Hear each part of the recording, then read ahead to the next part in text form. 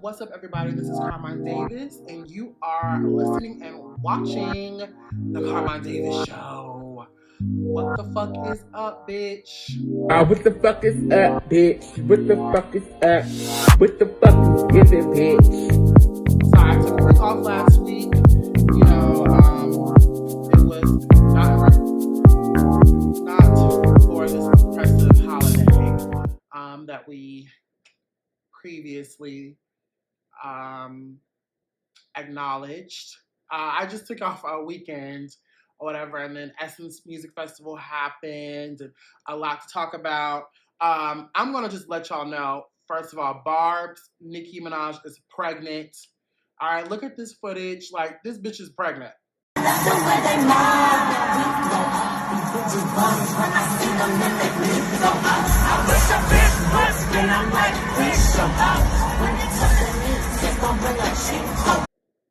Okay, whether she wants to announce it or not, I can see with my own eyes, Nicki is pregnant. Okay, but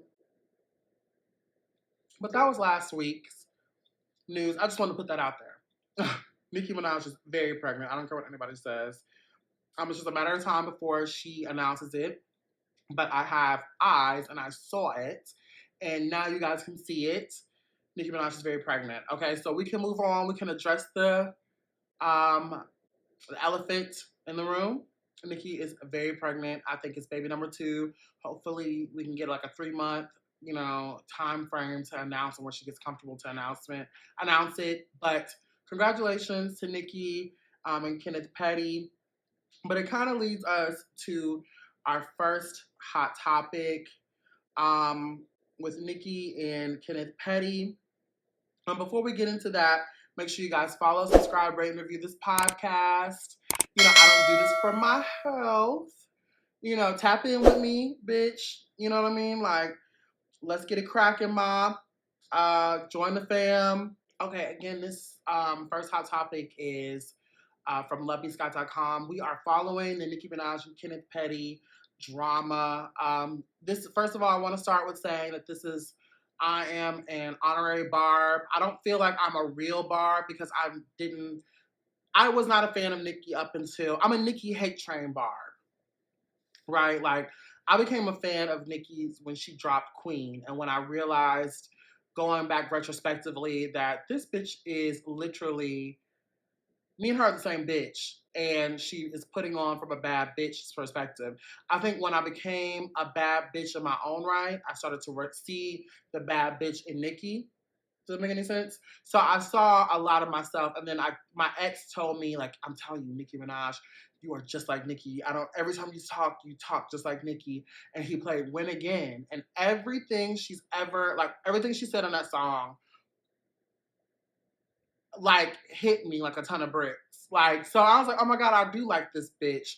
And so I'm a Nicki hate fan train. A Nicki hate train fan. And so I became a Barb from that point. I think a Barb is something that you had to be from the beginning. And I wasn't. So I feel like I'm an honorary Barb, but I'm not a Barb in the sense of, I'm not going to tell it like it is about Nicki and this relationship with Kenneth Petty. Again, from lovebscott.com, Nicki Minaj's husband, Kenneth Petty, sentenced to 1 year of house arrest. Okay, Nicki Minaj's husband, Kenneth Petty, has been sentenced to 3 years probation and a year under house arrest for not registering as a sex offender. Petty, 44, also received 3 years of probation and a fine of $55,000, according to NBC. The music executive pleaded guilty in September 2021 to 1 court of failure to register as a sex offender. The same month, Us Weekly confirmed that Minaj's husband could face up to 10 years in prison after he failed to register when he moved to California in 2019. The New York native's charge stems from a 1995 conviction for attempted rape. Petty served 4.5 years in prison following an incident, this is important, following an incident that occurred in 1994 with a 16-year-old girl. After his release, Petty must register as a sex offender wherever he moves. Petty's legal issues continued when he pleaded guilty to first-degree manslaughter in 2006 after shooting a man for a man 4 years prior. He was sentenced to 10 years in prison and served 7. Um, Following the release in May 2013, Petty reconnected with Minaj, 39, um, after the couple previously dated. The rapper went public with him in 2018, and they tied the knot less than 1 year later. Ahead of their nuptials, the performer defended Petty after her fans questioned his previous run-ins with the law. He was 15, she was 16 in a relationship. Minaj replied to a fan via Instagram in December 2018, but go off, internet. Y'all can't run my life. Y'all can't even run y'all own life. Thank you, boo. Fair argument. Um, I I don't like. I talked about this on the last episode where and we've been following this story for quite some time. We've been keeping our eye on Nicki and Kenneth Petty like for a while. Um, I this show, and I say this all the time, we're pro black, we're pro gay, we're pro woman. Um, so Kenneth falls into one of those lines of being pro black. And I understand Kenneth's, I don't understand why he didn't register and do his part. So for that, I do understand them bringing him up on charges and making him serve house arrest, right? I get it. 100%. You do the crime, you do the time.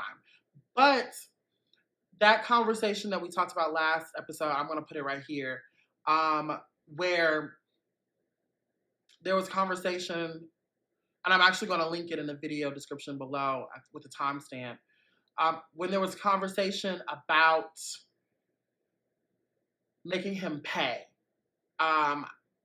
like making him an example. I don't know why they want niggas to be an example so much, especially powerful men, figures. Like, why do y'all want them in the court of law to be such examples when white motherfuckers are literally shooting everywhere they go, and y'all are doing everything you can to,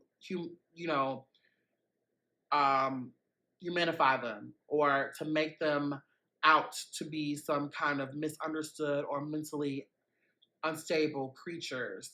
Like y'all will take them to Burger King, but when a nigga does anything, he's an animal, he's a monster, he's all these things who needs to be made an example of. Because he's connected to someone who's so powerful, why does he need to be made an example of? And then these other powerful white men aren't. We are vilifying them, or we're not understanding them, or we are, they're misunderstood. But when it's a nigga, no matter what the case is, y'all want to make them pay twice. And let me think about the thing that my mom always told me: you have to work twice as hard, and we also have to be punished twice as hard to make examples out of us. Like, it's strange and it's exhausting. Yes, Kenneth should have to absolutely be on house arrest, pay the fine, all those things for not registering as a sex offender in California. But the conversation about him being an example and making him pay and all these things is kind of icky to me. It kind of makes my ass itch a little bit, and it makes me feel like, do y'all not realize that this is what we're talking about in the court system? Like, to speak publicly about this black man and who did his time for the thing that he did. Now, he did not register as a sex offender, but trying to make him an example is kind of icky to me. That word choice is kind of icky. I don't like that. What do y'all think about that? Like, leave the comments, tweet me at Carmine Davis, Instagram.com/Carmine Davis, Instagram.com/Carmine Davis Show. I want to know what y'all think, because I understand 100% that he did the crime. He needs to do the time twice, right? But the conversation and the intention behind making him an example is weird to me. I don't like that. I don't like that kind of conversation, that jargon. I don't, like why the fuck do y'all want to make niggas pay so fucking much for being powerful, to be influential, to be connected to people who are powerful and influential? Niggas know we got targets on our backs. We know that. We know that. We don't think we're above the law. Y'all think y'all are above the law, and there's always government and legal stuff when it's y'all, but it's gang shit when it's us. Do you know what I'm saying? Like it's like why does it feel like he didn't register to be a sex offender in California for whatever reason? Wrong. And he gets the big slap on the wrist, like, no, sir, Mr. Kenneth Petty. But to want him to be an example is strange. It's a little strange to me. Leave a comment if you understand where I'm coming from. Comment below. Let me know what y'all think. Am I just now? Am I a blind barb now? Did I drink the Kool-Aid and I'm missing the fact that this motherfucker is a, sexual predator and he didn't register, so he should have his ass, his knee to his fucking neck every chance he gets? Or do you feel me? That was a loaded statement. Catch it. But anyway, we're going to move on. But before we move on, right, that brings us to, I want to talk about last week's Twitter poll, right? I sat back, I ate crow about Lizzo. I told y'all how I'm becoming a Lizzo fan, right? Like, I love me some Lizzo. It's about damn time. Like, I'm here for it, right? But, it kind of brought up a conversation that I took to Twitter. Our last week's Twitter poll was, speaking of Nicki Minaj, I feel like I've noticed that a lot of pro-sex and free women are not speaking out about the Roe versus Wade situation. And last week I asked you guys, are enough pro-sex celebrities speaking out against the overturning of Roe versus Wade? 85% of you guys said not at all. We finally agree. I think that I understand that Nicki's got her hands full, right? Let me go look before I run my mouth, because I kind of I don't think I follow Nicki. I'm looking, nothing.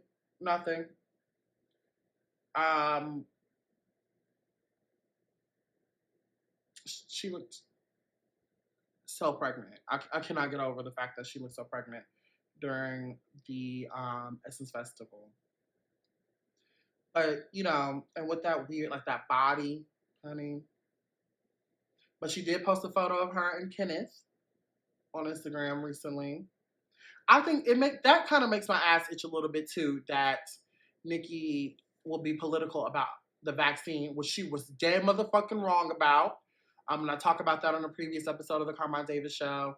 Go to Spotify, Apple Podcasts, Google Play, Good Pods. Check that out. I'm going to put the episode in the description box. I'm going to try to remember. But she was dead motherfucking wrong about what she was saying about that fucking vaccine, right? But when it's time for her to speak about something that directly, like, and her being static quiet, like dead motherfucking quiet, is strange to me. Onika, Tanya Marash, and irresponsible. I told you I'm an honorary barb. I'm gonna keep it real about Nicki. I love Nicki. She is one of my favorite people of all time. But when you're wrong, you're wrong. Because when you do clown shit, I gotta treat you and talk to you like you a clown. Roe versus Wade affected everybody who's not white and male. Like, and it does affect, and women's issues are all of our issues, even if you are white and male, right? But I'm very kind of disappointed in a lot of celebrities. who have not spoken up about the situation, who has pushed their sexual agenda on us so much. I'm sorry, my eye is like burning.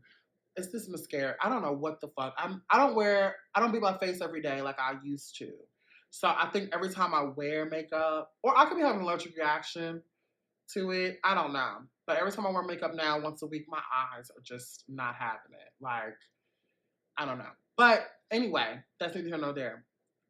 I think I'm just kind of disappointed in a lot of these pro-sexual women who have been publicly, who've publicly talked about their abortions and their issues with the system and overturn. Like, I just it makes my ass itch. But we're gonna move on. I am disappointed in Nicki on that part, and I'm a little disappointed. But we're gonna move on to another hot topic that we've been following really closely. But before we do, make sure you guys follow and tap in with me on Instagram, Instagram.com/Carmine Davis, Instagram.com/Carmine Davis Show, Twitter.com/Carmine Davis. Tap in with me. Make sure you guys follow all those things. And then if you are a new subscriber, make sure you guys follow, subscribe, rate, review this podcast, smash that bell button, because I don't do this for my health, okay? 5 stars on Apple Music, Apple Podcast.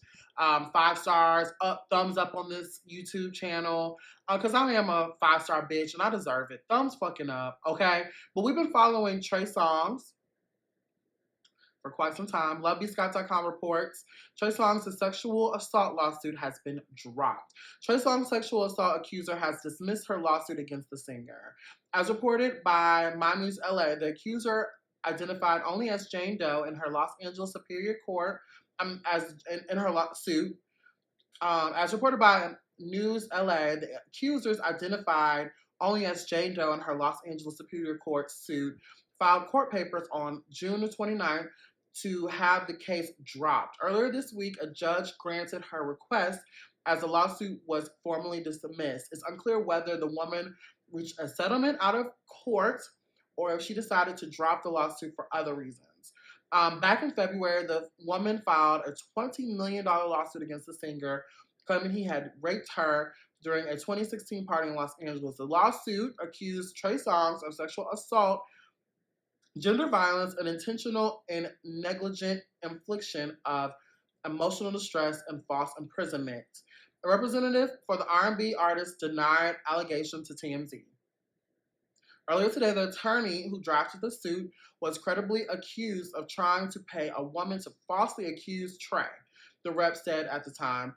Hours later, that same attorney has filed the suit on behalf of an anonymous client. It isn't hard to see what's happening here, and it's a shame for genuine victims of sexual assault. It isn't the first sexual assault case against Trey Songz that's been dismissed this year. In April, the singer was cleared of sexual assaulting a woman in November 2021. The LVMPD has concluded the investigation into the sexual assault allegation against Tremaine Neverson and determined that no criminal charges will be filed. Police told TMZ if any new evidence comes to light, the case will be reopened for further investigation. Sources tell Radar Online that Doe will likely refile an amended complaint against Trey. Where there's smoke, there's fire, right? Okay, like I said, I want people to understand this. All my Oprah bullshit. Were you silent or were you silenced? You silent or were you silenced? I will be very vocal about this show as being pro-black, pro-gay, pro-woman, right? Trey is pro-black. So I understand niggas get into shit, right? And like I get that shit happens.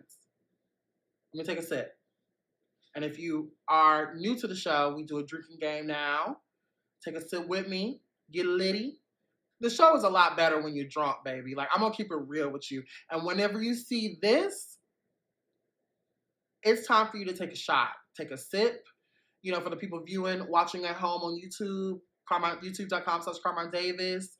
You know, drink with me, all right? It gets a little funnier, it gets a little crazier, and you'll be like, this motherfucker might be right when you're drunk. But I'm gonna take a sip before I say this, okay? Oh my.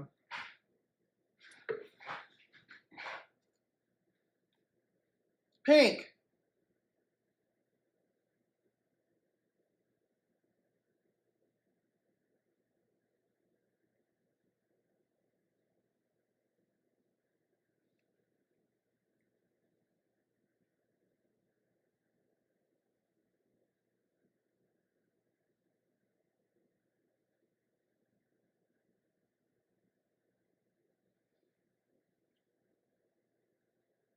Okay, I'm gonna go ahead and say this. If you think that Trey and any of these other men are just being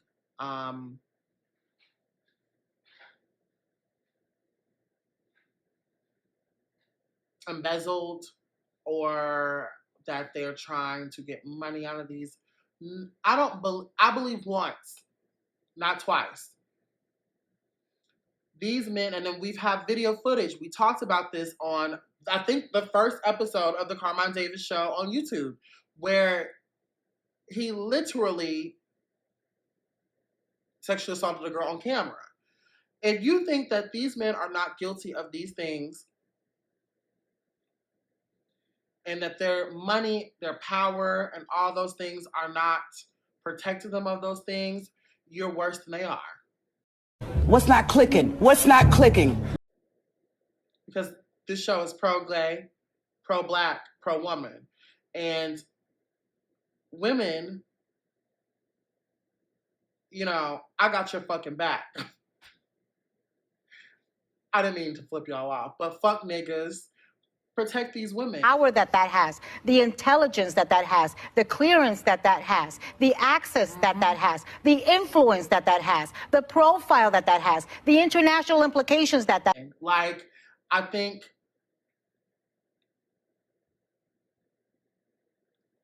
that it's imperative that we stop pretending. After this whole R. Kelly thing that we've been following forever, we have to take responsibility, and I've said this multiple times, for protecting R. Kelly like we did, for protecting these powerful black men like we protected these white men, powerful white men, and try to make it seem like, and villainizing these women who come up and speak. Yes, there are women out there who are on a come up, who, if you touch them the wrong way, they do want to take you down. But at the same time, they were touched the wrong way.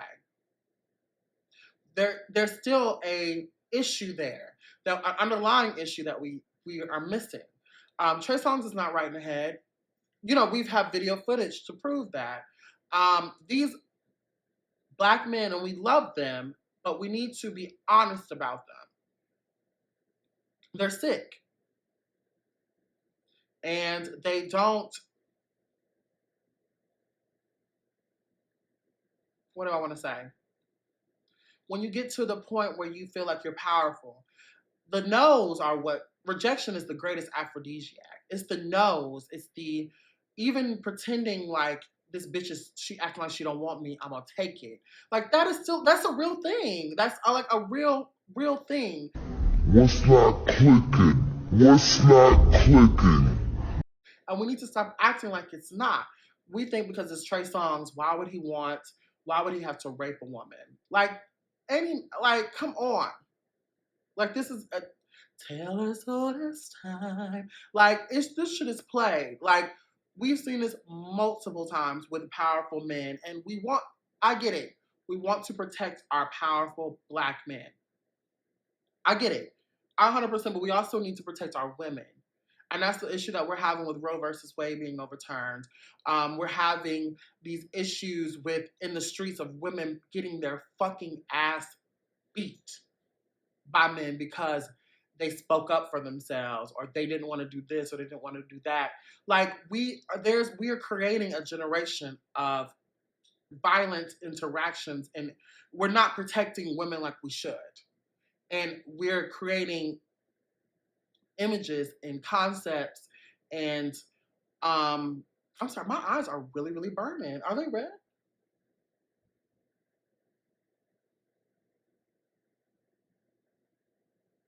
I don't know. I don't know if they're reading red, but my eyes are really, really burning. And I also think it's these lights too. I sit in the dark a lot. So I think when the lights come down on me too, like my eyes burn, whatever. Um, but we have to be real about like the images that we are portraying to the young Black youth. We're the generation, the millennials and Gen Z, we're trying to make a better future for our kids, but how are we making a better generation for our kids and better understanding and having more inclusion when women, especially women of color, don't matter? People are violent and they're actively violent towards them. And we just sit back and act like nothing's happening. Sidebar, if you think that I'm not going to be on this Who Shot the Stallion case, you're a goddamn fool. Come to the Carmine Davis show to get. I probably, honestly, will be shooting video every single just for that, because this Who Shot the Stallion story between Megan and Trey is a big fucking deal. Okay, like I'm looking forward. It's next month, I think, when the trial begins. I am looking forward to this. This is going to be something else. Okay, but boom, back to what we were talking about. We were talking about Trey and his sexual assault, allegedly. If you think that Trey didn't do it, you're a damn fool. And when there's smoke, there's fire. No matter what you feel about the nigga song, his music ain't that motherfucking good. Something is going on. Trey needs help. We need to be real about it. Stop allowing these niggas to think it's okay to rape women because they're powerful. Let's stop editing and bedding these motherfuckers. And let's expose it. Expose the truth. If that nigga looked at you and grabbed you the wrong way, tell it. If he said something crazy to you, tell it. That nigga ain't that motherfucking rich. Okay? Fuck him. Fuck everybody that look like him. Fuck Chris. Fuck all of R. Kelly. All of them. We love y'all. But fuck you. Like, we don't got time for that. We're trying to elevate. We're trying to move forward into this world. We're going to protect our women. And they're going to protect us by exposing us. You know what I'm saying? Like, this is not okay. This is not okay. $20 million was excessive, but shit, bitch, if she can get 10, get the motherfucker for your embarrassment and your trauma. Get money, girl. I think all this is crazy. And if you think for a second, do you think that Trey Songz is innocent? That's the Twitter poll this week. Do you think that Trey Songz is truly innocent of all of the allegations that have been brought upon him? Tap in with me on twitter.com/Carmine Davis. Tap in with that. Well, we're going to move on. We're going to move on. This last hot topic is from loveyscott.com. Shout out to loveyscott.com again. Elon Musk notifies Twitter he is terminating deal. Thank fucking God. Okay. Elon Musk is officially trying to pull out of his $44 billion agreement to purchase Twitter. According to a letter sent by a lawyer on his behalf to the company's chief legal officer Friday, Twitter shares were down about 5% after hours on Friday. And the letter disclosed in a Securities and Exchange Commission's filing, Skadden Arp's attorney Mike Ringler charged that Twitter has not complied with its contractual obligations. Ringler claimed that Twitter did not provide Musk with relevant business information he requested, as Ringler said the contract would require. Musk has previously said he wanted to assess Twitter's claims that about 5% of its monetizable daily active users, MDAUs, are spam accounts. Twitter has failed to refuse to provide this information, Ringler claimed. Sometimes Twitter has ignored Mr. Musk's requests. Sometimes it has rejected them for reasons that appear to be unjustifiable. And sometimes it has claimed to comply with giving Mr. Musk incomplete or unusable information. Ringler also charged in the letter that Twitter breached the merger agreement because it allegedly contains materially inaccurate representations. This accusation is based on Musk's own preliminary review of spam accounts on Twitter's platform. Twitter has said it's not possible to calculate spam accounts from solely public information and that a team of experts conducts a review to reach the 5% figure. While the analysis remains ongoing, all indications suggest that several of Twitter's public disclosures regarding its MDAUs are either false or materially misleading, Ringer alleged. He also claimed Twitter breached its obligations under the agreement to get Musk's consent before charging its ordinary course of business, pointing to recent layoffs at the company. Twitter did not immediately respond to requests for the comment. This whole thing felt like one big publicity stunt. I agree. I think that it's also, like we talk about all the time, a white man does not like taking a no for an answer. Twitter kind of drug their feet on this partnership. It's pretty evident. And then I think he doesn't realize he was just kind of ghosted. You know what I'm saying? Like, translation, like, they really didn't want to go. No response is a response. You know how you talk to a nigga and they be like, what time you get off? You be like, oh, like 8 or 10. 8 or 10. You know what I mean? Like, but you really, I get off around like 8, 10, 10:30, sometimes 1. Like, you're being vague because you don't really give a fuck if you see that nigga or not. And I feel like that's what they feel about Elon Musk. Like, they are like saying Elon Musk, they didn't really give a damn about the deal. I felt like they were dragging it. Like, they didn't take him seriously to expose so much information about their company. You either want Twitter or you don't. Whether it's 40% like spam accounts. Like, do you want it or not? So I felt like he does not understand that he was just kind of strung along. And I think they kind of figured that he really was not trying to really fuck with them like that for real too. So they were like, nigga, these numbers, take it or leave it. And he was like, nah, no, I'm leaving it. And they're like, all right, anyway, this is what's happening. So the whole thing, I'm glad, because I wouldn't want to. I love Tesla, because I want the car. I love the idea of the concept, but I don't like Elon Musk. So I kind of have to, that's kind of the reason why I'm kind of dragging my feet with the whole Tesla purchase. Like, I think he is icky. So, and like $44 billion for a Twitter social platform, you can put that money any motherfucking where. And then his talks about him trying to bring Trump back on. Nigga, save it. Like, okay, I think what they need, honey, like, where's my bag? How much y'all need Twitter? Like, huh? Because I'll start the collection plate right now. We do not need to sell. Start a GoFundMe or something, because we do not need to sell to Elon Musk. Honey, we're going to have to do what we're going to have to do in-house with us, bitch. Because I don't have time for my tweets to suddenly not matter. And then the algorithm for Twitter is already kind of crazy, so we don't need this shit. But that's the show. Let me know what y'all think in the comments about Elon Musk reneging on his offer for $44 billion to purchase Twitter. Did you think it was a pussy stunt? Do you think he was serious and the information that they provided was bullshit? Like, what do you think? Like, let me know. Tap in below. But that's the show. It's a wrap, Jack. I love y'all. And I will talk to y'all next week. Bye.